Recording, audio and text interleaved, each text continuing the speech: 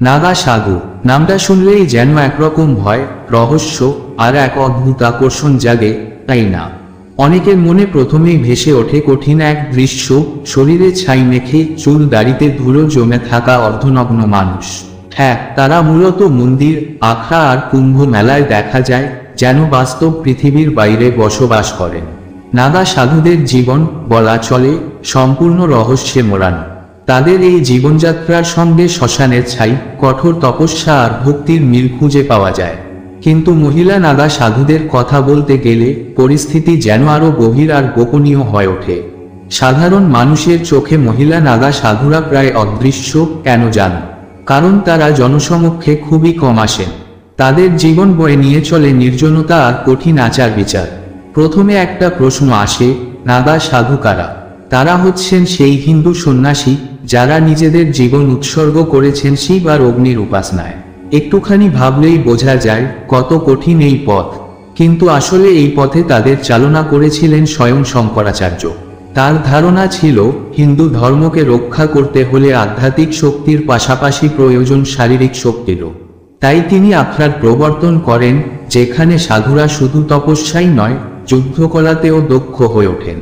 অনেকেই আখড়ায় এসে আস্তে আস্তে নিজেদের সর্বস্ব হারিয়ে ফেলেন। নাগা সাধুদের আরেকটি বড় বৈশিষ্ট্য হল তাদের নগ্নতা। শরীরে মেখে রাখেন ধূনির ছাই। এই নগ্নতাই তাদের পরিচিতি দিগম্বর রূপে, অর্থাৎ যারা আকাশকেই তাদের বস্ত্র হিসেবে গ্রহণ করেছেন। এই ধারণা অনেকের কাছে চমকপ্রদ বা রহস্যময় মনে হতে পারে, কিন্তু এতে লুকিয়ে আছে ঈশ্বরের প্রতি তাদের নিবেদন। মহিলাদের ক্ষেত্রে অবশ্য এই নিয়মটা কিছুটা ভিন্ন।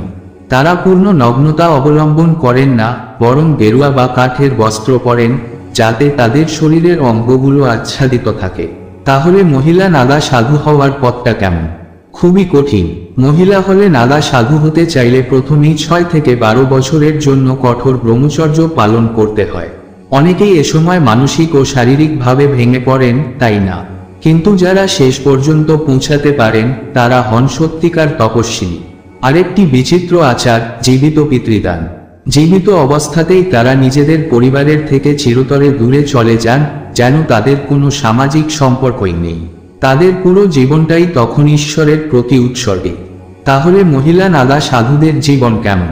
সমাজ থেকে একেবারেই আলাদা। তারা পাহাড়, জঙ্গল বা গুহায় থাকেন। তারা শিবের তপস্যায় লিপ্ত হয়ে থাকেন। তবে মাঝে মাঝে, বিশেষত কুম্ভ মেলা বা মহাকুম্ভের মতো উৎসবের সময় তাদের জনসমক্ষে দেখা যায়। ভাবা যায় কি, এমন এক রহস্যময়ী জীবন যেখানে সবার কাছ থেকে আলাদা থাকতে হয়।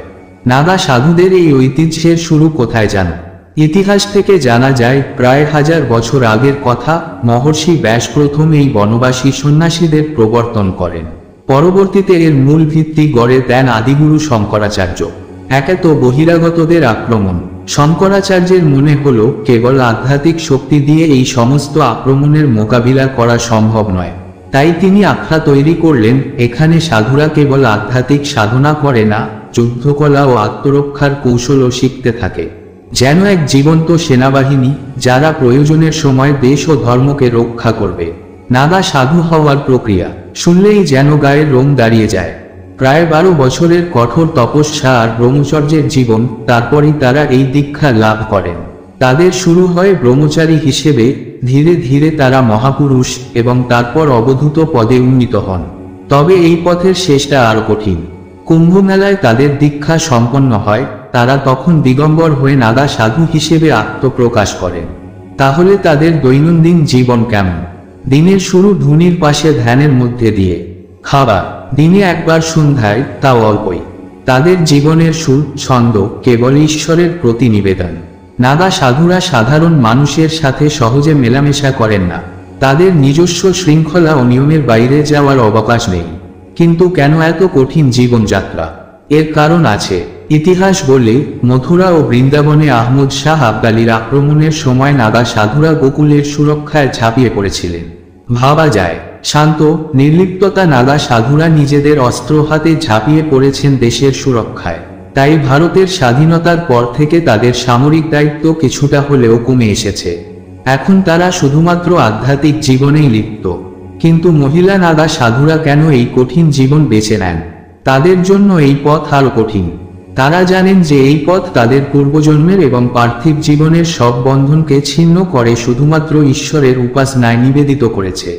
তবুও তারা ত্যাগ করেন তাদের পরিবার, সমাজ আর বন্ধন, যেন এক মহিষীর ভূমিকা নিয়ে এই পথকে বেছে নিয়েছেন।